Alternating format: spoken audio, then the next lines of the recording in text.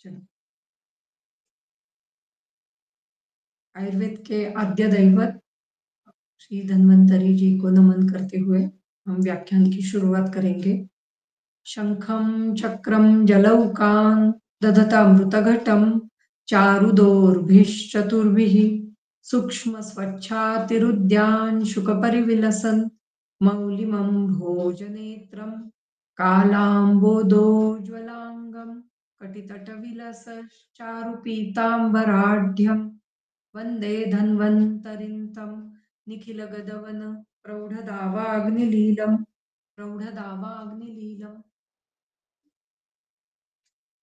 चलिए, हम जनपदोद्ध्वंसनीयम विज्ञान विज्ञानम विमानम, ये अध्याय हम देख रहे थे। उसमें हमने पहले देखा कि जो वायु, देश, जल और काल, ये चार जो है वो जनपदोध्वंस के लिए कारण है। और इन चारों की दृष्टि का कारण है अधर्म। और अधर्म कैसे पहले से ही हमारे जो जीवन में आया है, उसके बारे में भी पिछले व्याख्यान में हमने देखा कि कृत, त्रेता, द्वापर और कलियुग का कैसे ह्रास होते गया, और वो ह्रास भी इस अधर्म के कारण ही हुआ, ऐसे उनका कहना है। और ऐसा ह्रास होते होते होते अभी हमारी आयु जो है वो 100 साल की हो गई है। और ये मैक्सिमम आयु कहा जाता है कि इतने साल तक आप जी सकते हो। कब जी सकते हो, उसके लिए ये श्लोक, आगे का श्लोक बताया गया है।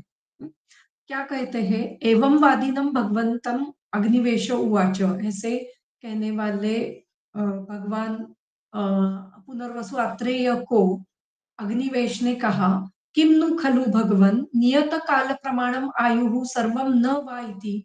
सभी लोगों की नियत आयु नहीं होती है क्या? होती है या नहीं होती है? न वा इति, इसका अर्थ ऐसा है, सभी लोगों की नियत आयु होती है या नहीं होती है। तब भगवान उवाच, उनको भगवान अत्रेय ने कहा, इह अग्निवेश, हे अग्निवेश, भूतानाम आयुहु युक्तिम अपेक्षते। सभी प्राणी मात्रों की आयु को युक्ति की अपेक्षा होती है। अभी ये युक्ति क्या है? युक्ति का अर्थ, अगर चिकित्सा की दृष्टि से देखा जाए तो जो चार पाद है, जैसे कि रोगी, परिचारक, रोगी, ये चिकित्सक, और चौथा पाद कौन सा है? ऐसे ये जो चिकित्सा के चार पाद है, उनकी युक्ति, तो यहाँ पे वो युक्ति अपेक्षित नहीं है। यहाँ पे युक्ति अपेक्षित है कि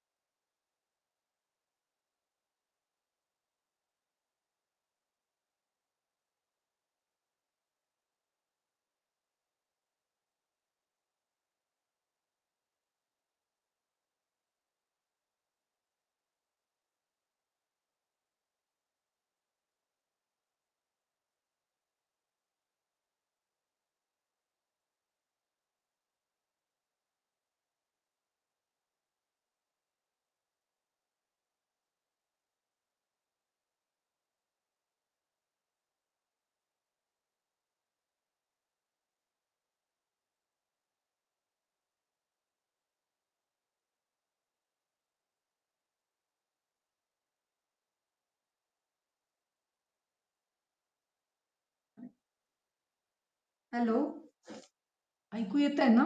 हं, हं. तो यहाँ हो हो, पे ऐकू येतोय.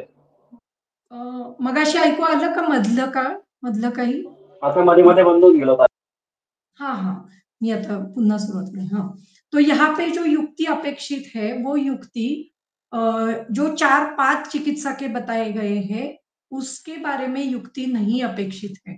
उनकी युक्ति यहाँ पे ज़रूरी नहीं है कि वो पाद कैसे है, वो उस उनके द्वारा चिकित्सा कैसी दी गई है या फिर जो व्याधित है वो कैसा है, ये ऐसी युक्ति अपेक्षित नहीं है। यहाँ पे सिर्फ व्याधित व्यक्ति का दैव और पुरुषकार, उनका बल और अबलता, ये युक्ति अपेक्षित है। हुँ? तो दैव क्या है और पुरुषकार क्या है, इसके बारे में यहाँ पे वर्णन किया गया है। हुँ? तो क्या कहते हैं कि दैवम आत्मकृतं विद्यात् कर्मं यत् पौर्वदैहिकम्। दैव ये क्या है? आत्मकृत, खुद ने किया हुआ कर्म है और वो कैसा है? पौर्वदैहिक कर्म है, पूर्व काल में या फिर पूर्व जन्म का। तो पूर्व देह, तो पूर्व जो देह था उसमें जो कर्म हुए हैं वो दैव कहा जाता है। और पुरुषकार क्या है? स्मृतः पुरुषकारस्तु क्रियते यत् इहम् अपरम। ये दूसरा कर्म है जो इस देह में हम करते हैं। बलाबल विशेषोस्ति तयोः अपि च कर्मणोः। इन दोनों कर्मणोः, कर्मण शब्द है, उसका द्विवचन लिया गया है। तो इन दोनों कर्मों का बलाबल विशेष जो होता है, उससे ही मनुष्य का आयु, उस पर ही मनुष्य का आयु अपेक्षित है, ऐसा यहाँ पे कहा गया है। अभी ये सभी वर्णन की क्या जरूरी है? चिकित्सा शास्त्र में इसका क्या मतलब है? क्यों बताया गया है? ये तो ग्रंथ पूरा चिकित्सा शास्त्र के का ही ग्रंथ है। तो ये बताने की क्या जरूरी है कि दैव क्या होता है, पुरुषकार क्या होता है? तो ऐसा है कि बहुत बार, एक तो दो इसके लिए दो रीजन है। एक रीजन ऐसा है कि जो मुझे समझ में आया है वो मैं बताती हूँ कि एक रीजन ऐसा है कि ये जो ग्रंथ है इसको बताते हुए जो जो जीवन में आए हुए अ, क्या घटनाएं हैं या फिर जो जो जीवन में आने आने वाले संकट, जिसके जिसकी वजह से व्याधि उत्पन्न होता है, उसके बारे में इस ग्रंथ में वर्णन किया गया है। हम्म?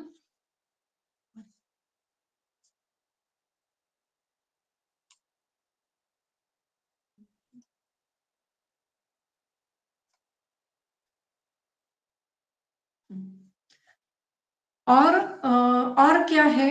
और दृढ़बल जो जिन्होंने ये ग्रंथ संपूरित किया है, उन्होंने एकदम सिद्धिस्थान के 12वें अध्याय में ऐसा वर्णन किया है कि यदि हस्ति तद अन्यत्र यन्ने हस्ति न तत्क्वचित। ये उनकी उक्ति है, ये उनका एक क्या कहते हैं, विश्वास है कि जो जो इस ग्रंथ में है वो सभी हमें बाहर दिखाई देता है, और जो इस ग्रंथ में नहीं है वो उसमें से कुछ भी बातें हमें बाहर नहीं दिखाई देती है। तो ये सभी जो बातें हैं जिसका वर्णन हम जब ये ग्रंथ पूरा पढ़ते हैं तब समझ में आता है इसमें क्या-क्या है और कितना सारा है। हुँ? लेकिन जब ग्रंथ पढ़ते ही नहीं है तो कुछ मालूम नहीं होता है। लेकिन ग्रंथ जब पढ़ते जाते हैं तब समझ में आता है इसमें बहुत सारी बातें जो अभी आजकल हमें दिखाई देती है वो भी इसमें मौजूद है। हुँ? तो इतना दृढ़ विश्वास, दृढ़ बल को था कि ये जो सभी जो बातें हैं ये बहुत ही महत्वपूर्ण है, जो मनुष्य के आयु के बारे में वर्णन करती है। तो इसलिए ये सभी विषय जो है, ये इसमें से कुछ विषय हमें लगते हैं कि ये चिकित्सा के लिए नहीं है, लेकिन ऐसा नहीं है। सभी विषय जो है वो चिकित्सा के लिए उपयुक्त है। तो ये जो है दैव और पुरुषकार, बहुत बहुत बार ऐसा होता है कि अनेक सारी ऐसी व्याधियां आती है कि जिसमें हम चिकित्सा तो करते हैं लेकिन उसका रिजल्ट ही नहीं मिलता। वो व्यक्ति 10-12 डॉक्टर के पास जाकर हमारे पास आता है, हम भी उस पर चिकित्सा करते हैं लेकिन ऐसे समझ में आता है कि रिजल्ट ही नहीं मिल रहा है उसको। तो उसमें जब हम ऐसा व्याधि तो देखते हैं तो ये सभी जो दैव और पुरुषकार जो है उस पर विश्वास हमारा होने लगता है। जब ऐसे व्याधि देखते हैं, जब हम इनफर्टिलिटी के ऐसे पेशेंट देखते हैं कि जो अनेक सारी चीजें करके हमारे पास आए हैं और फिर भी उनको अपत्य प्राप्ति नहीं हो रही है। हम भी प्रयत्न कर रहे हैं, बहुत सारे प्रयत्न किए गए हैं, उनको वमन विरेचन दिया गया है, उनको जो कुछ इनफर्टिलिटी की जो चिकित्सा है या फिर अपत्य प्राप्ति के लिए जो जो चिकित्सा हम कर सकते हैं वो सभी की है। उन्होंने जो हमने जो बताया है उसका सभी का पालन किया है और फिर भी उनको रिजल्ट नहीं मिल रहा है। ये जो है, ये सभी जो बातें हैं ये दैव और पुरुषकार इस पर डिपेंड होती है। अनेक व्याधि अनेक लोग ऐसे होते हैं कि जो बहुत जरा जर्जरित होते हैं, बहुत व्याधि पीड़ित होते हैं, लेकिन उनकी आयु बहुत होती है, बहुत साल तक जीते हैं, 100 साल तक जीते हैं। लेकिन जरा जर्जरित होते हैं, फिर भी उनकी आयु बहुत बड़ी होती है, ऐसा भी दिखाई देता है। कोई लोग होते हैं जो 25वें साल में ही कुछ हार्ट अटैक आया और मर गए, ऐसा दिखाई देता है। कुछ बच्चे ऐसे होते हैं कि जिनको इतनी जल्दी मतलब 16 साल से पहले ही वो व्याधित हो जाते हैं और उनकी मृत्यु हो जाती है। तो ये सभी क्या है? सभी की आयु नियत नहीं है, ये हमें समझ में आ रहा है। तो ये सभी जो बातें हैं, वो हमें दैव और पुरुषकार ही बता सकता है। इसलिए इसलिए हमें बहुत बार ज्योतिष शास्त्र का भी ज्ञान होना चाहिए या फिर ज्योतिष शास्त्र के किसी मतलब ज्योतिषी जो होते हैं उनकी भी सहायता इसमें कभी-कभी लेने की जरूरी पड़ती है। तभी हम उस पर चिकित्सा कर सकते हैं। तो इसलिए ये दैव और पुरुषकार इसका वर्णन यहाँ पे किया गया है, ऐसा मैं मानती हूँ। आगे है अभी ये जो बलाबल है ये कैसे तय किया जाता है उसके बारे में ये बताते हैं। दृष्टम ही त्रिविधम कर्म हीनम मध्यमम उत्तमम। अभी ये तीनों जो कर्म है, ये दोनों जो दैव और पुरुषकार है, ये 3 प्रकार के होते हैं, हीन, मध्यम और उत्तम। तयोः उदारयोः, उदारयोः उत्तमयोः, तयोः मतलब इन दोनों का, दोनों जब उत्तम होते हैं, तयोः उदारयोः युक्तिः दीर्घस्य च सुखस्य च नित्यस्य आयुषो हेतुः विपरीतस्य च इतरा। तो यहाँ पे हेतु तक हमें पहले जान लेना है। जब ये दोनों उदार होते हैं, ये दोनों जब उत्तम होते हैं, मतलब दैव और पुरुषकार उत्तम है, तो दीर्घ आयु, सुख आयु और नियत आयु की प्राप्ति होती है। मतलब वो व्यक्ति दीर्घ काल तक नियत आयु लेके अच्छा अच्छा जीवन जीता है। विपरीतस्य च इतरा। अगर अगर ये दैव और पुरुषकार अगर हीन है, विपरीत है, उदार उदार का विरुद्ध है विपरीत, मतलब हीन है, तो विपरीतस्य इतरा। अगर विपरीत है तो क्या होगा?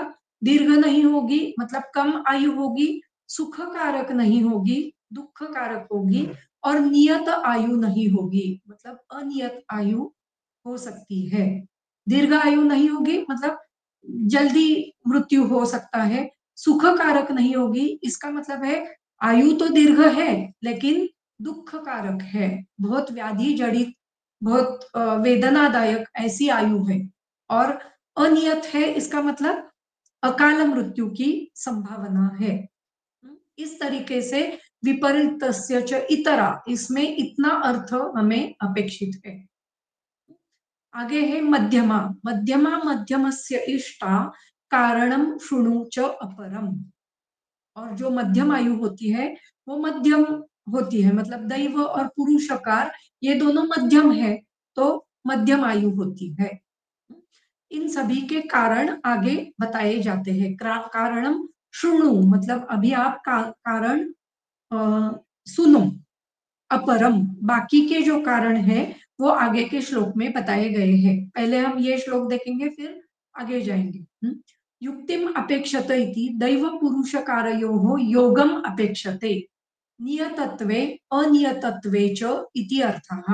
मतलब नियत आयु के लिए और अनियत आयु के लिए दैव और पुरुषकार का योग की अपेक्षा करते हैं। बलम च अबलम च बलाबलम तत्र आयुषो नियतत्वेन बलम अनियतत्वेन अबलम नेयम। तो आयुष जो होता है वो नियत अगर है तो वो बलवान आयु होता है। नियत आयु, दीर्घ आयु और सुख आयु ये बलवान आयु का लक्षण है। और सॉरी, बलवान दैव और पुरुषकार का लक्षण है। ये बलम अबलम च ये दैव और पुरुषकार को लगाना है। तो नियत आयु है, सुखकारक आयु है, दीर्घ आयु है, तो क्या है? दैव और पुरुषकार बलवान है। अनियतत्वेन अबलम, अनियत आयु है, दुख कारक है और दीर्घ नहीं है, कम काल के लिए है, तो क्या? अबल दैव या फिर पुरुषकार अबल है। यद्यपि और्वदैहिकं कर्म अस्थिरत्वेन गतं तथापि तज्जनित अदृष्टस्य विद्यमानत्वात् तद्वारा तत्कर्म कारणं भवेत् इह जन्मनि अपि। अगर पौर्वदैहिक कर्म अस्थिरत्वेन गतं, स्थिर नहीं है, तब क्या होता है? तथा च तज्जनित अदृष्टस्य विद्यमानत्वात्, उस कर्म की वजह से, उस अस्थिर कर्म की वजह से जो अदृष्ट उत्पन्न हुआ है, अदृष्ट इसका मतलब उसका फल, अदृष्ट, दृष्ट मतलब इस जन्म का फल और अदृष्ट मतलब पहले जन्मांतर का फल। तो अगर पहले वाले जो पूर्व जन्म है वो अस्थिर गए हैं तो क्या होता है? तज्जनित अदृष्टस्य विद्यमानत्वात्, उसमें जो कर्म किए गए हैं उसका जो फल प्राप्त होता है उसके द्वारा, तद्वारा तत्कर्म कारणम भवति इह जन्मनि, इस जन्म में भी उसी प्रकार के कारण होते रहते हैं। पुरुषकारस्तु यह जन्मनि कृतम कर्म सामान्येन उच्यते। पुरुषकार क्या है? तो इस जन्म में जो किया जाता है वो कर्म पुरुषकार कहा जाता है। तत्र बलि मंगलादि अदृष्ट जननत्वात् व्याप्रियते तथा भेषजादि रस रुधिरादि द्वारा। तो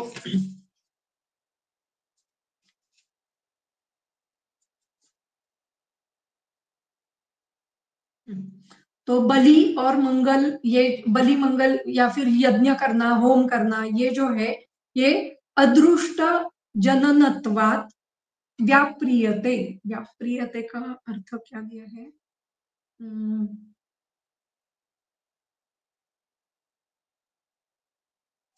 इसका जो पूरा अर्थ है या फिर इसका जो पूरा स्पष्टीकरण है वो नीचे और देते हैं, वो हम देखेंगे तो उससे ये हमें समझ में आएगा कि इसका इनका कहना क्या है। लेकिन जो मुझे समझ में आया है वो कहना ऐसा है कि पुरुषकार मतलब जो इस जन्म का जो कर्म है वो अगर हमारा योग्य हुआ तो जो पहले वाला जो दैव है उस पर मतलब उसका जो फल है वो कम हो जाता है। वो हम आगे देखेंगे क्या है। आहार आचार ये जो है ये चक्रदत्त की टीका है। ये चक्रपाणि दत्त की टीका है और ये चक्रदत्त की टीका है।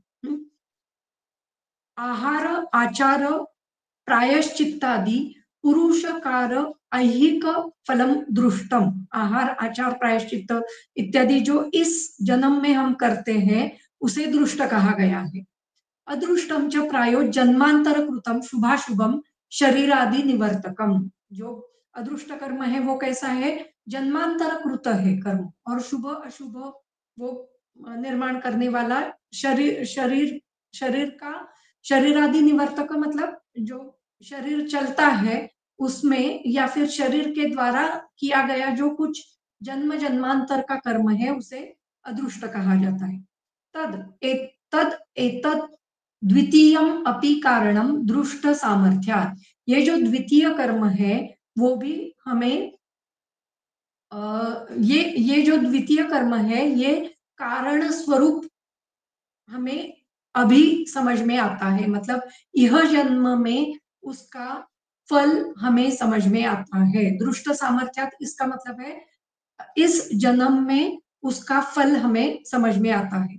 तत्र यदा दृष्ट आहारादि शुभम उपचितम अदृष्टम च धर्म रूपम शुभम उपचितम भवति तदा युग नियत वर्ष शत रूपस्य आयुषः सुखयुक्तश्च निष्पत्तिः। अगर इस जन्म में हमने योग्य प्रकार का आहार वगैरह लिया, आहार आदि शुभम उपचितम, आहार विहार आचार हमारा योग्य रहा तो क्या होता है, शुभ अगर आहार विहार रहा तो, और अदृष्ट में मतलब पिछले जन्म में भी हमने धर्म स्वरूप कुछ कार्य किया है तो क्या होता है, तदा युग नियत, युग के युग में जो नियत आयु है मतलब कलियुग में 100 वर्ष का आयु है, तो युग नियत वर्ष शत रूपस्य आयुषः, 100 वर्ष का आयुष, और वो भी सुख युक्त निष्पत्ति ही, सुख सुखकारक आयु की प्राप्ति होती है।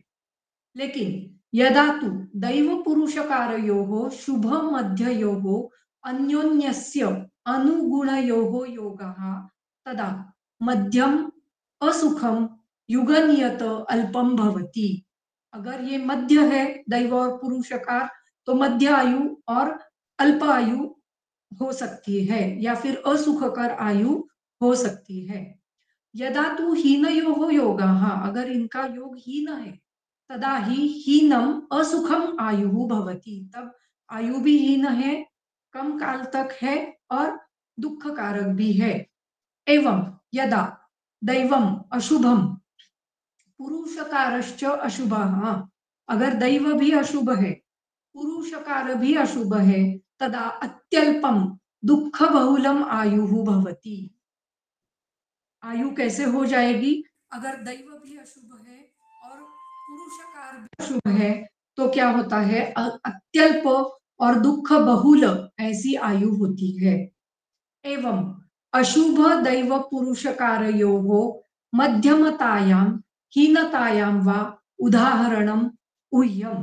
तो इसके लिए जो अशुभ दैव और पुरुषकार के लिए मध्यम या फिर हीन के लिए उदाहरण उदाहरण दिए गए हैं। एवं यदा दैवम शुभम, अगर दैव अभी परम्यूटेशन कॉम्बिनेशन लिए है इसको ही युक्ति कहते हैं। युक्ति मतलब दैव और पुरुषकार में बल अबल इनका जो परम्यूटेशन कॉम्बिनेशन है ये युक्ति है। तो एवं यदा दैवम शुभम उत्तमम, दैव शुभ है और उत्तम है, पुरुषकारस्तु मध्य हीनो वा, मध्यम है या फिर हीन है, तदापि फल विशेष उह्याः, फिर भी जो फल मिलने वाला है दैव का जो फल है वो यथा योग्य प्राप्त होता है। अत्र अर्थे चरकाः, इसलिए यहाँ पे चरकाचार्य ने ये श्लोक दिया हुआ है। यह अग्निवेश भूतानां युक्तिम अपेक्षते दैवे दैवे पुरुषकारे च सितमि अस्य बलाबलम। ये सभी श्लोक जो है वही उसका विचार यहाँ पे किया गया है। अत्र पौर्वदेहिकम इति प्रायेण जन्मांतर कृतस्य एव इह जन्मनि पाकाद उक्तम एतत्। तो जो पूर्व दैहिक कर्म है वो जन्मांतर कृत, जन्मांतर कृत जो कर्म है वो इस जन्म में उसका पाक हो जाता है, इस जन्म में उसका फल मिल जाता है। जन्मांतर कृतम तु याग ब्रह्मवधादि प्रायो जन्मांतर एव फलति। मतलब जो पिछले जन्म में जो याग किया है, ब्रह्मवध या फिर ब्रह्मवध इत्यादि जो, या फिर चौर कर्म इत्यादि जो किए गए हैं, ये प्रायः जन्मांतर एव फलति, बाद में उसका फल मिलता है। बहुत बार ऐसे हमें समझ में आता है कि अरे चोर है, बहुत बहुत सारी चोरियां कर चुका है या फिर खून कर चुका है, और फिर भी वो स्वतंत्र घूमता फिरता हुआ दिखाई देता है, उसको कोई पकड़ नहीं पाता है, उसको शिक्षा नहीं होती है, ये हमें दिखाई देता है। तो वो इस जन्म के उसके फल हैं, उसका फल, सॉरी, इस जन्म का उसका कर्म है, उसका फल शायद इस जन्म में मिलेगा, शायद बाद के जन्म में मिल जाएगा। इसलिए यहाँ पे कहा गया है कि नियतस्य इति युग नियतस्य, सॉरी, ये इसका वर्णन किया गया है। तत्र बलिमंगलादि अदृष्ट जननत्वात् व्याप्रियते। तो बलिमंगल ये जो है, इसका वर्णन यहाँ पे जो हमने अभी पढ़ा उसमें है कि जो बलि मंगल वगैरह जो कर्म किए जाते हैं उसका फल शायद इस जन्म में मिलेगा या फिर अगले जन्म में, जन्मांतर में मिल जाएगा। तथा भेषजादि रस रुधिर द्वारा, लेकिन भेषज इत्यादियों का फल इसी जन्म में हमें दिखाई देता है। इसके बारे में और कुछ है कि अभी इस पर विश्वास कैसे रखे कि ऐसा होता है या नहीं होता है। तो हमें पहले विश्वास इस पर रखना चाहिए, कोई भी कर्म हो उसका फल मिलता है, ये हमें समझ में आना चाहिए। ये हमें समझता है या नहीं उस पर सब डिपेंड होता है। जब मैं रोटी खाती हूँ तो उस रोटी के द्वारा मेरा शरीर पुष्ट हो जाता है, तो ये फल है, वो रोटी खाने का ये फल मुझे मिल रहा है। अगर ये रोटी कच्ची है तो क्या होता है, मेरा शरीर बिगड़ जाता है, मेरे शरीर में उदरशूल या फिर अपचन, ये व्याधि निर्माण हो जाते हैं। अगर ये रोटी अच्छी है, पकी हुई है, तो मुझे उस रोटी के द्वारा मेरा शरीर पुष्ट हो जाएगा।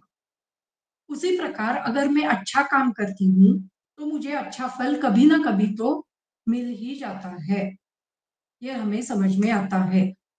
अगर बुरा काम करे, चोरी करे, हिंसा करे, तो क्या होता है, उसका अशुभ फल मिलता रहता है। इस पर पहले विश्वास होना चाहिए, ये कर्मवाद है, इस पर पहले हमें विश्वास होना चाहिए। तो ये इस जन्म का इस जन्म में मिलता ही है, लेकिन बहुत सारे लोगों में हमें दिखाई देता है कि उन्होंने किए हुए इस जन्म का फल उनको इस जन्म में नहीं मिल रहा है। अगर कोई अच्छा काम करता है फिर भी उसका अच्छा फल उसको ही मिले ऐसा नहीं है, शायद समाज को मिल जाए, लेकिन उसका अच्छा फल उसको ही मिले या फिर उस फल का उपभोग उसको मिल जाए, ये होता ही है या होता ही है या ऐसा नहीं। तो ये जो फल है ये शायद उसको जन्मांतर में मिल सकता है। तो ये जो कर्मवाद है ये यहाँ पे उन्होंने बताया है, और उस पर हमारा विश्वास होना जरूरी है, तभी ये सब बातें हम जान सकते हैं, हमें समझ में आ सकती है। आगे बताते हैं। अभी आगे जो है वो और डीप जो युक्तियां हैं, अलग अलग युक्तियां दैव और पुरुषकार में, उसके बारे में यहाँ पे बताया गया है। तो क्या कहते हैं, दैवम पुरुषकारेण दुर्बलम ही उपहन्यते। दैव दुर्बलम, दुर्बलम दैव पुरुषकारेण उपहन्यते। पुरुषकार के द्वारा, ये पुरुषकारेण तृतीया है और दैव दुर्बल ये द्वितीया है। तो पुरुषकार के द्वारा दुर्बल दैव दैव का नाश हो जाता है, उपहन्यते, नाश हो जाता है। दैवेन च इतरत कर्म वैशिष्टेन विशिष्टेन उपहन्यते। दैव के द्वारा इतरत कर्म, इतरत मतलब पुरुषकार, पुरुषकार कर्म का नाश होता है। तो ये कैसे होता है, उसके लिए वो बला बला जो पहले श्लोक में बताया, उस पर हमें ध्यान देना चाहिए।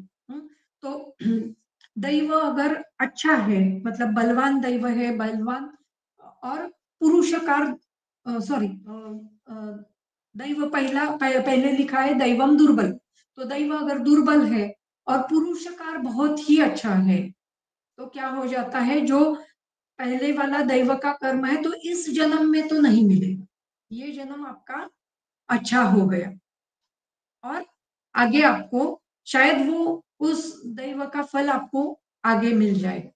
अभी इसके बारे में एक स्टोरी है जो हमारे गुरुजी कहते हैं, तो वो ऐसी है कि जो भीष्म पर्व में भीष्म जब शरशैया पर लेटे हुए थे, तो तब उनके मन में उनके मन में ऐसा विचार आया कि इतने दिनों तक मैं इस शरशैया पर लेटा हुआ हूँ, शायद 54 डेज वो उस पर लेटे हुए थे। तो उनके मन में ऐसा विचार आया कि इतने दिनों तक मैं इस पर लेटा हुआ हूँ, तो क्या मेरा कर्म क्या है ऐसा कि जिसकी वजह से मुझे ये शरशैया मिली है और इतनी वेदनाएं मुझे मिल रही है।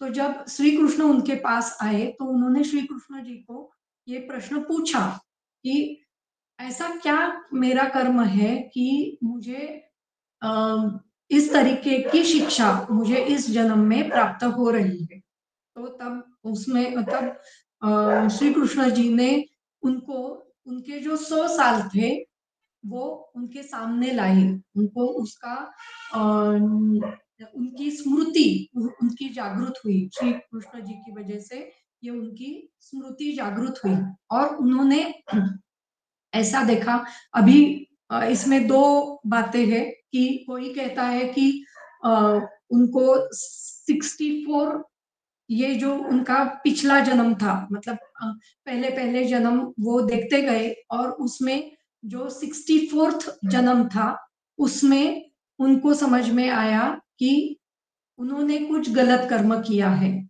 वो छोटे बच्चे थे और उन्होंने कोई जो चींटियां थी उनको कुछ सुई लेके वो उनको मार रहे थे, ऐसा। और दूसरी एक कथा ऐसी है कि उनको समझ में आया कि 101 जन्म पहला, मतलब 100 जन्म तक उनका ये बहुत ही अच्छा रहा, मतलब सारे जन्म अच्छे रहे। तो ये पहला जो श्लोक है, दैवम दुर्बलम पुरुष कारेण उपहन्यते, तो इसका मतलब ऐसा है ये 100 जन्म उनका पुरुषकार बहुत ही अच्छा रहा, तो इस वजह से जो दुर्बल दैव था वो दुर्बल दैव इस काल में उसका विनाश हो गया और वो अच्छी आयु जी सकी।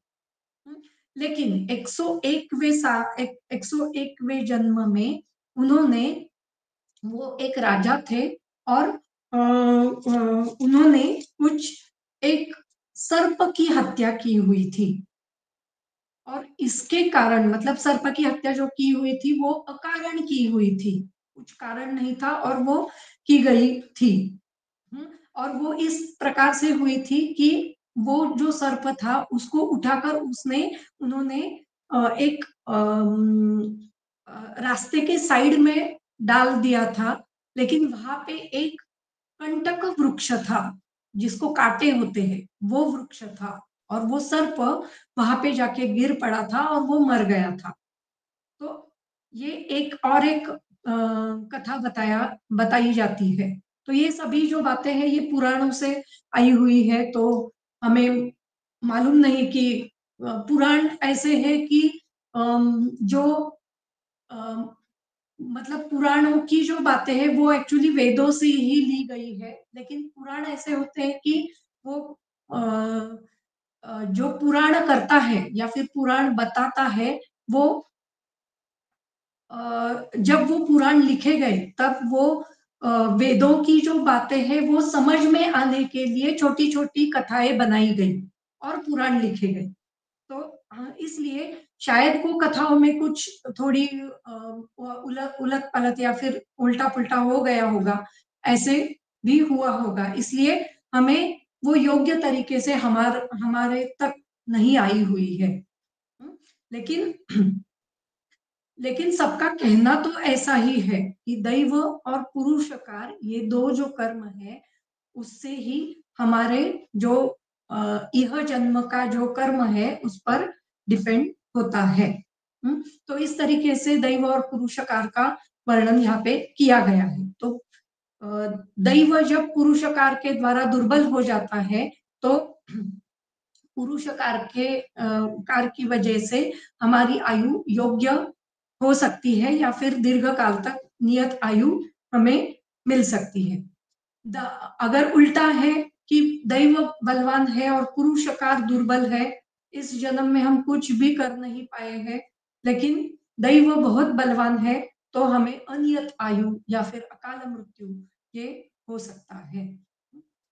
दृष्ट्वा यद एके मन्यन्ते नियतम मानम आयुषः।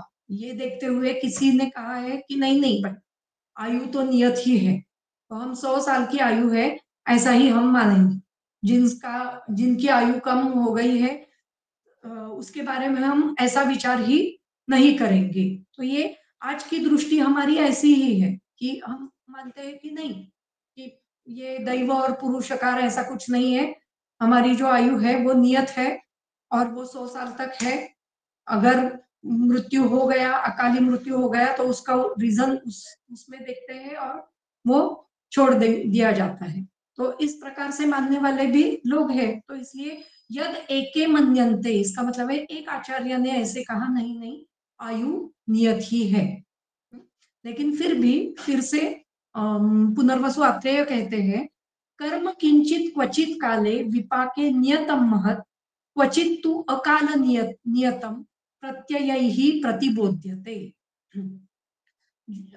कर्म किंचित कोई भी कर्म क्वचित काले किसी काल में उसका विपाके नियतम महत् उसका विपाक निश्चित है, उसका फल निश्चित है, लेकिन वो कब मिलेगा, इस जन्म में मिलेगा, जन्मांतर में मिलेगा, ये हमें मालूम नहीं है।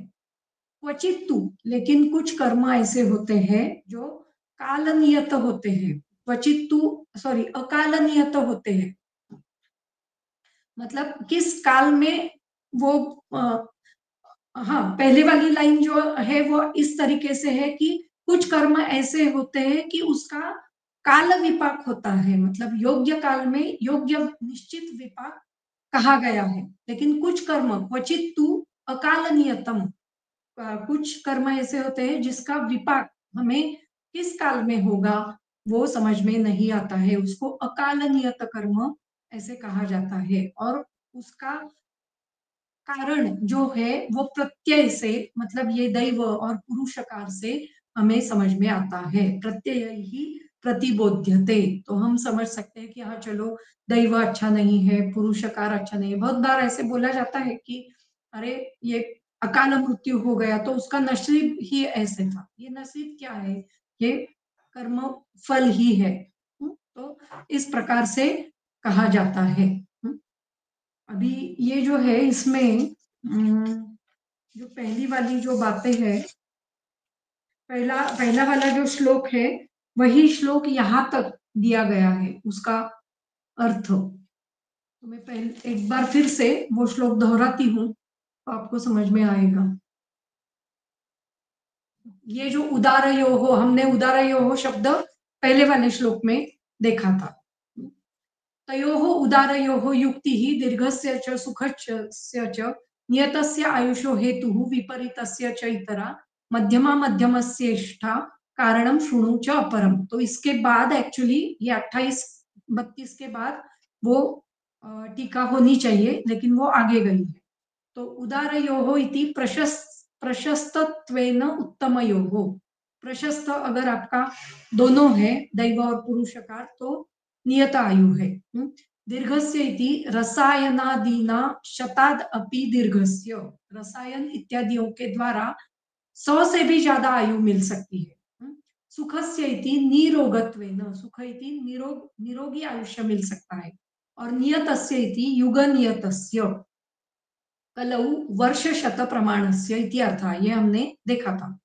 शताग अर्वा अर्वा नियतम अपि इह नियत शब्देन उच्यते। शताग अर्वाग मतलब शत के आसपास अगर आयु है, मतलब शत के आगे 1-2 साल और शत के पीछे 1-2 साल अगर अगर आयु है, तो उसे भी हम नियत कह सकते हैं। नियत शब्देन उच्यते।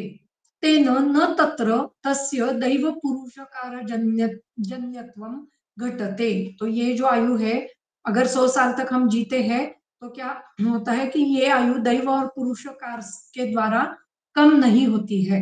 तथापि तस्य अप्रशस्त दैव पुरुषकार जन्यत्वात् दैव पुरुषकार जन्यत्व भवति इति युक्तम। अगर वो अप्रशस्त है, मतलब दीर्घ काल तक है लेकिन व्याधित है, व्यक्ति अगर उसकी आयु अप्रशस्त है, दीर्घ काल तक जी रहा है, लेकिन व्याधि बहुत जरा जर्जर है और बहुत व्याधियों से जड़ा हुआ है, तो वो क्या कह सकते हैं हम कि वो दैव पुरुषकार की वजह से है।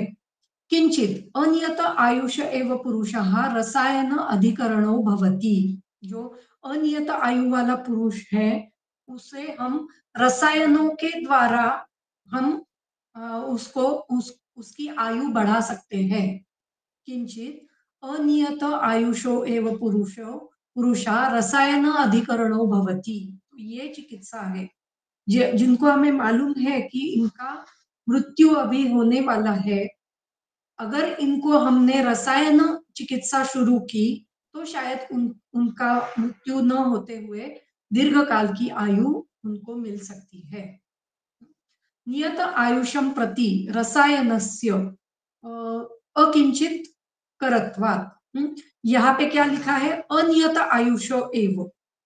लेकिन यहाँ पे नियत आयुष, जिनका मृत्यु निश्चित है, उनको कुछ भी करो, रसायन वगैरह कुछ भी दो, उनका मृत्यु होने ही वाला है।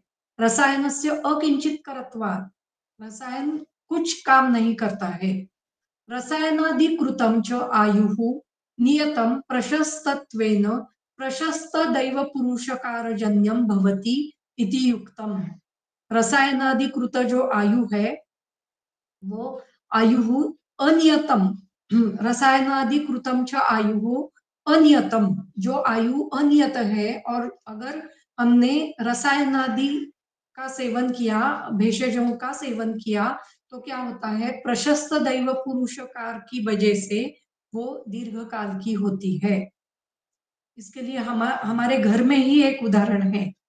मेरी सासू माँ यहाँ पे उपस्थित है, उनके सामने ही मैं बताती हूँ कि उनकी जो बहन है, उनकी अभी आयु कितना 90 90 है, 90 तक की उनकी आयु है, 90 के आगे ही उनकी आयु है। बीच में हम उनको देखने के लिए गए थे और हमें लग रहा था कि अभी शायद इस हफ्ते में, शायद इस महीने में ही उनकी मृत्यु हो जाएगी। इतना इतना व्याधि जर्जर या फिर इतना इतनी दुर्बलता उनके शरीर में आई थी। लेकिन एक आयुर्वेद तज्ञ ही है, नासिक में ही है, नहीं शायद माँ जी ही बता सकती है, तो उन्होंने उन पर चिकित्सा की और अभी तक वो अच्छा आयुष्य जी रही है। तो ये क्या है? ये सभी, ये जो बताया गया है, यही है। रसायनाधिकृतम च आयु अनियतम, अनियत मृत्यु है, अभी नियत मृत्यु नहीं है। तो अगर हमने योग्य काल में योग्य चिकित्सा दी, रसायनादि चिकित्सा दी, तो क्या होता है? प्रशस्त, उनका अगर दैव और पुरुषकार प्रशस्त है, तो योग्य, तो उनका आयु दीर्घ काल तक हो सकता है। किंवा दीर्घत्वे सती नियतस्य आयुषो हेतु इति योजना, अथवा दीर्घ होने के कारण नियत आयु उनको मिल सकती है। तेन युग नियतम च वर्षशतम तदा तद अधिकम च अनियतम महता कर्मणे कर्मेण एवं क्रियते। युग नियत क्या कितनी है? वर्षशत, 100 साल तक आयु, ये युग नियत है। लेकिन उससे भी आगे तद अधिकम च अनियतम महता कर्मणे नैव क्रियते। बीच में मैंने एक ऐसे ही ये देखा था जिसमें 5 पीढ़ियां थी। जो एक जरा जर्जर व्यक्ति लेटी हुई थी और उसकी 4 मतलब बेटी, बेटी की बेटी, बेटी की बेटी, बेटी की बेटी, इतनी थी। और वो जो व्यक्ति थी उसकी आयु 104 साल की बताई गई थी। शायद बाहर के देश की थी वो, हमारे देश की नहीं थी, लेकिन उनका फोटो आया था ऐसे। तो हो सकता है ऐसे आयु वाले मनुष्य अभी अभी भी दिखाई देते हैं, लेकिन उसका परसेंटेज बहुत ही कम है। तो इसके लिए हमें लास्ट एंड तक प्रयत्न करना चाहिए। जब तक शरीर में जान है तब तक हमें रसायनादियों का सेवन, औषधियों का सेवन उसको करना चाहिए।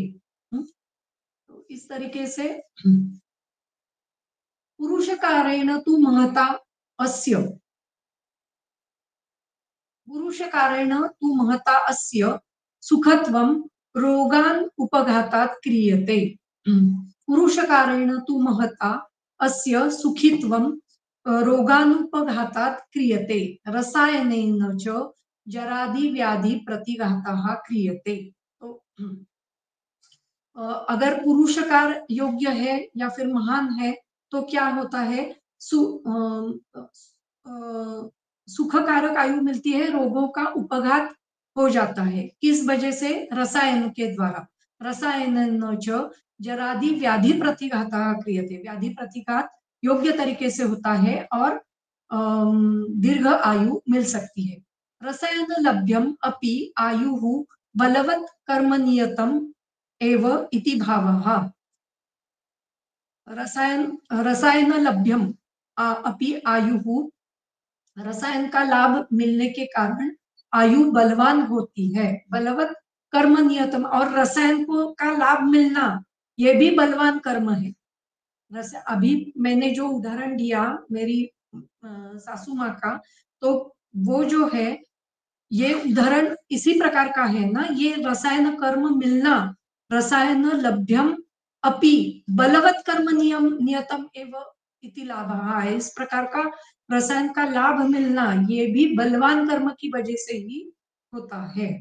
तो इस प्रकार से इस पर मेरा भी विश्वास नहीं था पहले कि ऐसे नियत आयु, अनियत आयु या फिर अकाल ये दैव और पुरुषकार, नियत और अनियत आयु तो हमें मालूम होती है, लेकिन दैव और पुरुषकार इस पर मेरा भी इतना विश्वास नहीं था। लेकिन उनको देखते हुए मेरा विश्वास दृढ़ होने लगा है अभी कि उनको उस काल में ये रसायन चिकित्सा मिलना, उसका लाभ मिलना, ये भी उनका बलवान कर्म है। और उनकी आयु बढ़ना ये बहुत ही बलवान कर्म, उनका उनका कर्म बहुत अच्छा है। इसकी वजह से ये आयु उनकी अच्छी हो रही है। इस तरीके से हम देख सकते हैं उसको। तो इसलिए हमारे आजू बाजू में भी ये उदाहरण हमें दिखाई देते हैं। विपरीतस्य दीर्घत्वेन अनियतस्य तथा रोगयुक्तेन असुखस्य। अभी दूसरा विपरीत, अगर विपरीत है मतलब दैव और पुरुषकार दोनों विपरीत है तो क्या? दीर्घत्वेन अनियतस्य तथा रोगयुक्तत्वेन असुखस्य। तो अनियत आयु में मिलती है, दीर्घ हो सकती है लेकिन अनियत आयु होती है। या फिर रोगयुक्त और असुखी आयु होती है, मतलब दीर्घ भी हो सकती है लेकिन अनियत है, मालूम नहीं है कितने सालों तक है। और रोगयुक्त या फिर रोगयुक्त होती है और असुखकारी होती है। इतरहि हीनयोः दैव पुरुषकारयोः युक्तिः इति अर्थः। और बाकी जो है वो हीन दैव और हीन पुरुषकार, ये इसके भी उदाहरण हमने देखे हैं। मध्यमा मध्यमस्य दीर्घत्वेन अदीर्घत्वेन अनियतस्य, अगर अनियत आयु है तो मध्यम अगर दैव और पुरुषकार है तो क्या हो जाएगा, दीर्घ होगी या फिर अदीर्घ या फिर अकाल, मतलब कम आयु होगी। तथा सुख असुखत्वेन सुखत्वेन अनियतस्य आयुषो मध्यमयोः कर्मणयोः युक्ति इति अर्थः। यहाँ पे हर बार नियत और अनियत ये क्यों बताया गया है, तो जिनकी अनियत आयु है,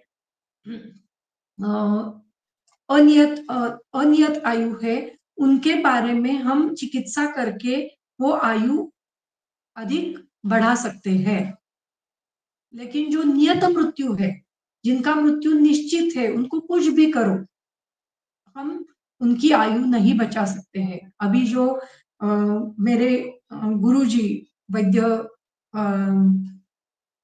दिलीप गाडगिल सर, उनका निधन हुआ, तो उनके लिए हमारे सभी वैद्य पहली बार सभी जो पूना के जो बड़े बड़े वैद्य हैं वो वहां पे गए थे चिकित्सा करने के लिए। आईसीयू में उनको प्रवेश मिला था पहली बार, लेकिन फिर भी नियत आयु की वजह से ये निधन हुआ है। तो ये सभी जो बातें हैं ये ऐसे इसके ऊपर डिपेंड होती है, आपका आयु नियत है या अनियत है। तो कुछ भी करो, अगर नियत मृत्यु है तो हम कोई भी रसायन कर्म करो, कोई भी चिकित्सा दो, वो मृत्यु होने ही वाला है। लेकिन अनियत है तो हम कुछ ना कुछ करते हुए वो आयु बढ़ा सकते हैं। कारणम इति दैव पुरुषकारयोः परस्पर बाधने उपपत्तिम इति अर्थः। तो दैव और पुरुषकार कारणम, इसका मतलब ऐसे बताया गया है कि दैव और पुरुषकार परस्पर को बाधा निर्माण करते हैं और वो आयु अधिक होना या कम होना उसके ऊपर होता है। दुर्बलम आयु जननम दैवम बलवता, अभी बाकी मतलब ये जो श्लोक है दैवम पुरुषकारेण दुर्बलम ही उपहन्यते, उसका वर्णन करते हैं। दुर्बलम आयु जननम दैवम बलवता मारकेण दृष्ट अपथ्य भोजनादीना विपरीत दृष्ट अपथ्य भोजनादीना विपरीत मरण कार्य जननात् उपहन्यते। दुर्बल आयु जनन मतलब दुर्बल आयु है, दुर्बल दैव है। दैव है, ऐसा है दैव कि जिससे आयु जनन हो चुका है, उस दैव की वजह से आयु आयु उत्पन्न हुआ है। आयु जननम दैवम बलवता मारकेण, बलवान मारक ऐसा जो दुष्ट है, दुष्ट मतलब इस जन्म का कर्म क्या है, अपत्य भोजन। अगर हमने हमारा दैव अच्छा है इसलिए जन्म तो हुआ है, लेकिन अपत्य भोजन या फिर अपत्य आहार विहार किया है तो क्या हो जाता है, मरण कार्य जननात् उपहन्यते, मरण कार्य होता ही है, उसका फल मृत्यु ये होता ही है। इस तरीके से इसका उदाहरण, पहला जो श्लोक है उसका उदाहरण यहाँ पे दिया गया है। विशिष्टेन बलवता इतरत कर्म दृष्टम पुरुषकाराख्यम उपहन्यते पराभूयते। तो विशिष्ट बलवान ये जो दूसरा कर्म है अपत्य भोजन इत्यादि, इसकी वजह से वो आयु है उसका उपहनन हो गया है, या फिर जो दैव है उसका उपहनन होते हुए मृत्यु आई है। एतद दैव कर्तृक दृष्ट पराभव दर्शनात् दैव नियतम एव सर्वम आयुः इति किंचित मन्यत इति आह दृष्ट्वा इत्यादि। ये जो दृष्ट्वा इसका वर्णन किया है। तो एतत् दैव कर्तृक दृष्ट पराभव दर्शनात् दैव नियत एव सर्वम आयुः इति दृष्टंत इति केचित मन्यत। अभी यहाँ पे वर्णन चक्रपाणी दत्त करते करते हैं कि कुछ लोग ऐसा मानते हैं कि दैव मतलब नसीब पर ही सब डिपेंड है, तो दैव की वजह से ही आयु की प्राप्ति हुई है और दैव की वजह से ही मृत्यु है। तो ये कुछ लोग मानते हैं। मुझे जो समझ में आया था तो वो मैंने बताया था कि दृष्टवा यद एके मन्यते नियतम मानव आयुष्यम, इसका मतलब है आयुष नियत है, 100 साल का आयु है और खत्म। दैव और पुरुषकार हम नहीं मानते हैं। तो इस प्रकार से इन्होंने उल्टा लिया है कि दैव कर्तुक दृष्ट पराभव, दैव के द्वारा ही सभी होता है, ऐसा पराभव निश्चित करते हुए दैव नियत एवं सर्वम आयु, सभी आयु कैसे है, दैव नियत ही है ऐसा मानते हुए, ऐसा कोई आचार्य मानते हैं। ऐसा हमें यहाँ पे समझना चाहिए। यदि दृष्टम आयु कारणम स्यात् न तदा भैषज्यैः सम्यक् उपपादितानां मृत्युः स्यात्। यतः सत्यपि चिकित्सिते कर्मवशात्तु मृत्युः भवति, तेन तत्रापि चिकित्सा जीवयति इति मन्यते। तत्रापि कर्म एव अस्ति जीवन कारणं दृष्टशक्तित्वात् अवधारयाम इति भावः। यदि दृष्टम आयुः कारणं स्यात् न तदा भैषज्यैः सम्यक् उपपादितानां मृत्युः स्यात्। अगर दृष्ट आयु यही जीने का कारण है, दृष्ट आयु मतलब अभी इस जन्म का कर्म ही अगर आयुष्य दे रहा है, तो क्या होता है, तदा भैषज्य ही सम्यक उपपादितानाम, अगर हमने योग्य प्रकार के भेषज का सेवन किया तो न मृत्यु स्यात्, न तदा भैषज्य ही सम्यक उपपादितानाम मृत्यु स्यात्। तो अगर योग्य औषधियों का सेवन किया तो मृत्यु नहीं होगी। यथाश्च सत्यपि चिकित्सिते कर्मवशात्तु मृत्युः भवति, लेकिन चिकित्सा में भी कर्मवश के कारण मृत्यु हो सकती है। तेन तत्रापि चिकित्सा जीवयति इति मन्यते, तो उसमें भी हम कहते हैं कि चिकित्सा के द्वारा जीवन ही मिलता है। तत्रापि कर्म एव अस्ति जीवन कारणम, यहाँ पे भी कर्म जो है वही जीवन का कारण है, क्योंकि वही चिकित्सा हम जब दूसरे को देते हैं तो उनको जीवन मिल रहा है। तो इसका मतलब ऐसा है, जो चिकित्सा हम देते हैं उससे मृत्यु नहीं होती है, वो मृत्यु जो होती है वो कर्म के कारण होती है, ऐसे यहाँ पे बताया गया है। तत्रापि कर्म एव अस्ति जीवन कारणम इति दृष्ट शक्तित्वात् अवधारयामः इति भावः। तो ये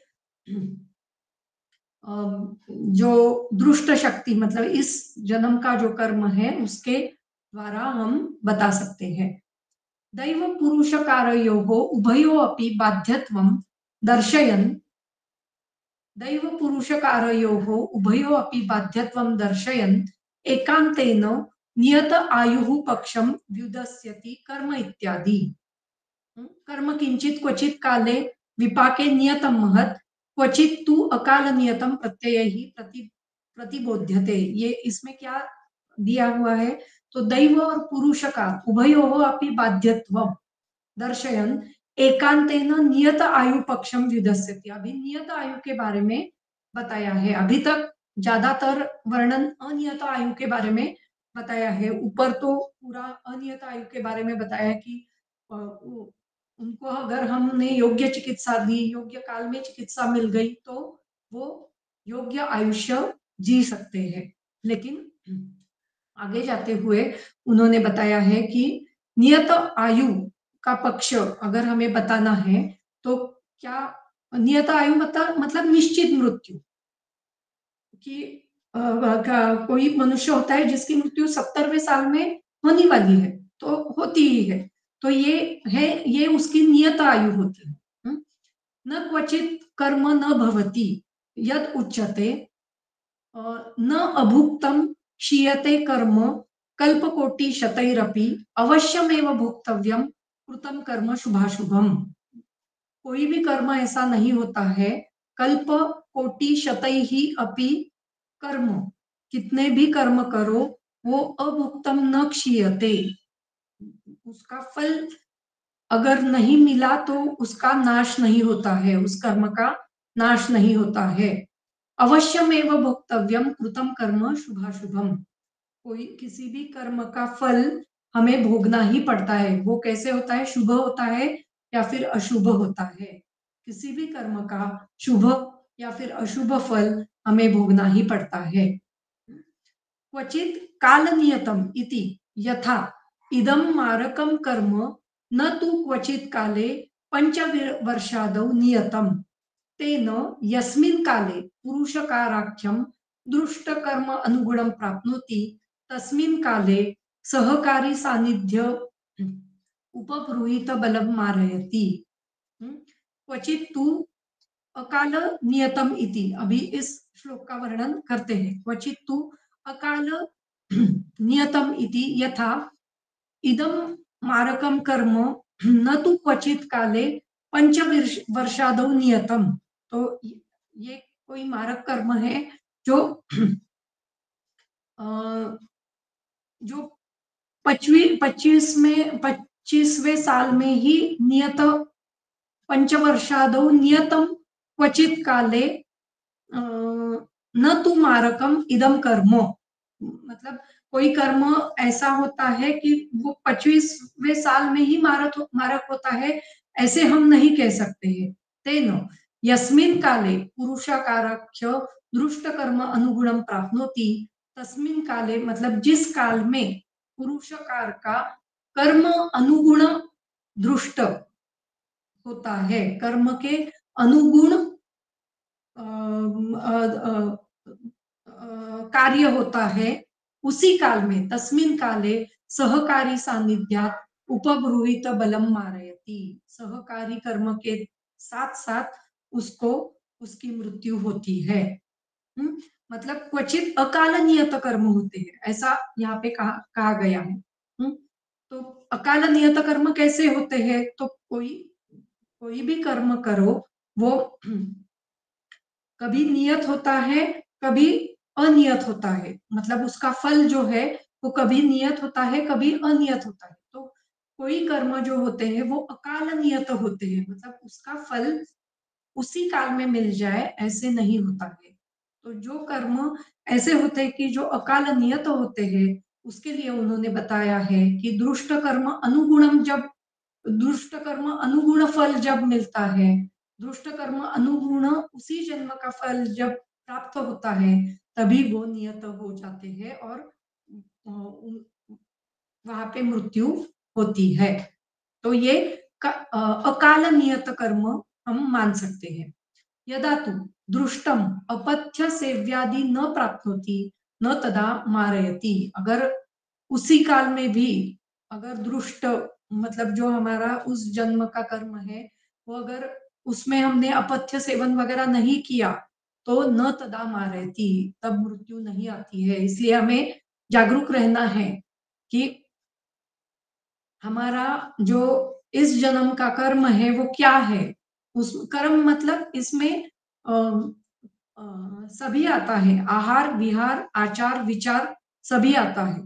अगर हम योग्य तरीके से करते हैं तो कोई भी हमारा दैव या फिर पुरुषकार हो, वो हमें मृत्यु तक नहीं जाने देता है। अगर हमारा कर्म अच्छा है तो अपने आप ये जो दैव या फिर पुरुषकार है उसका फल हमें प्राप्त नहीं होता है। ये प्रत्यय ही प्रतिबोधत इसका अर्थ है। प्रत्यय ही प्रतिबोधत इति दृष्ट कारण ही उद्रिक्तम क्रियते, जो दृष्ट कारण है, उस जन्म के जो कारण है उसके द्वारा हमें समझ में आता है। ठीक है कि बहुत व्याधि पीड़ित मनुष्य है, लेकिन उन्होंने योग्य काल तक पथ्य का सेवन किया है, तो अपने आप वो व्याधि कम होते हुए उन्हें दीर्घ आयुष्य की प्राप्ति मिल सकती है। तो इसलिए हमारा जो आहार है, जो विहार है, जो आचार है, जो विचार है, वो इतना योग्य चाहिए कि हम ये सभी जो दैव या फिर पुरुषकार है उसको उन पर क्या उनको उन पर विजय ला सकते हैं और हमारी आयु हम ही बढ़ा सकते हैं। ये तु ब्रुवते किंचित कर्म काल नियतम यदा पच्यते तस्मिन काले पच्यत एव इति काल नियमः। जो कर्म जिस काल में विपाचित होना चाहिए उसी काल में वो अगर पक्व हो जाता है तो उसे काल नियम कहा जाता है। विपाक नियतम तु इदम कर्म विपच्यत एव न तु विपच्यत इति न। विपाक नियत इसका मतलब है ये जो कर्म है ये इसका फल मिल गया है और इसका फल नहीं मिल गया है। कोई कर्म ऐसा होता है जिसका फल जल्दी से मिल जाता है, कोई कर्म ऐसा होता है जिसका फल मिलता नहीं है या फिर निश्चित नहीं होता है, तो इसे विपाक नियत कहा जाता है। और काल विपाक नियतम तु यथा इदम कर्म अस्मिन्नेव काल विपच्यत एव इति एतच्च कालविपाकनियतत्वात् बलवत् उच्यते। एतद् एव दृष्ट आबाधनीयम् इति। हम्म, अ, मतलब ऐसा कर्म है वो अस्मिन एव काले विपच्यत। ऐसा कर्म है जो उसी काल में उसका फल मिलने ही वाला है। एतच्च काल विपाक नियतत्वात् बलवद उच्यते। उसे बलवत कर्म हम कह सकते हैं। एतद एव दृष्ट अबाधनीयम। उसमें आप कुछ भी करो वो निश्चित उसका फल उसी काल में मिलने ही वाला है। तेषां मते अभुक्तम अपि क्षीयते दुर्बलं कर्म प्रायश्चित्तादीना इति बोद्धव्यम। परम विपर्यये अपि तदा किंचित तु अविपाक काल नियतम इति वक्तव्यम स्यात्। किंचित तु अकाल नियतम इति वचनात् तु काल नियमम नियतम अपि। तो इसके साथ उन्होंने सबका सारांश इसमें दिया है। अभुक्तम अपि, जो हमने अभी तक फल जिसका मिला नहीं है, क्षीयते दुर्बलम कर्म, दुर्बल कर्म जो है वो क्षीण हो जाता है या फिर उसका नाश होता है। किसके द्वारा? प्रायश्चित्तादीना इति बोद्धव्यम। प्रायश्चित्त इत्यादियों से वो जो हमने अभी तक जिसका फल भोगा नहीं है वो दुर्बल कर्म क्षीण हो जाता है। परम विपर्यये अपि तदा क्वचित अविपाक काल नियतम इति वक्तव्यम स्यात्। लेकिन उसका विपर्य भी हम कह सकते हैं। उसमें तदा क्वचित अविपाक काल नियतम इति वक्तव्यम, उसे अविपाक काल नियत ऐसे भी हम कह सकते हैं। क्वचित तु काल नियतम इति वचनात् तु काल नियतम अपि, मतलब वो बाद में मतलब अविपाक हुआ है उसका, लेकिन उसका विपाक बाद में होने वाला है। क्वचित तु अविपाक काल नियत, तो उसका विपाक आगे के काल में होने वाला है। या फिर क्वचित तु अकाल नियत, या फिर वो अकाल नियत कर्म है। ऐसा ऐसे दोनों बातें उसमें हो सकती है। जो कर्म अभी तक दुर्बल है लेकिन उसका फल नहीं मिला है, तो उसका फल जो है वो प्रायश्चित्त इत्यादियों के द्वारा क्षीण हो भी सकता है। या फिर वही कर्म बाद में अविपाक काल नियत हो सकता है या फिर अकाल नियत भी हो सकता है। जो मैंने उदाहरण दिया था जो भीष्माचार्य जी का, तो वो इसी प्रकार से हम देख सकते हैं कि दुर्बल कर्म है तो इसलिए बहुत सारे सालों तक, बहुत वर्षों तक, सॉरी बहुत सारे जन्मों तक उनको उसका फल भोगना नहीं पड़ा। लेकिन किसी एक काल में वो फलित हो गया और उसका फल वो उस काल में उनको भीष्म पर्व में भोगना पड़ा। तो इस तरीके से ये दैव और पुरुषकार है ऐसा हम मान सकते हैं। और उसका अभी इसका चिकित्सा में उपयोग कैसे करना है तो उसके बारे में थोड़ा आगे दिया है, लेकिन मुझे ऐसे लगता है कि अगर हमें मालूम है, अगर कोई ज्योतिषी या फिर ज्योतिष का जिनको ज्योतिष का ज्ञान है और उनको अगर कुछ इस तरीके से मालूम है कि उनका काल योग्य नहीं है, तो उस काल में क्या क्या करना नहीं चाहिए और क्या करना चाहिए, ये उन्हें ये देखने की जवाबदारी या फिर ये देखते हुए उन्होंने कर्म करना चाहिए, तो उनकी आयु दीर्घ काल तक हो सकती है, ऐसा मैं मानती हूँ।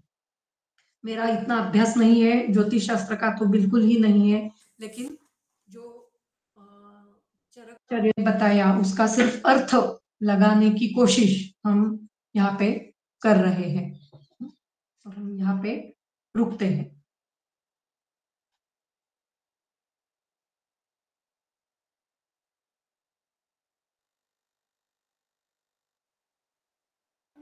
धन्यवाद।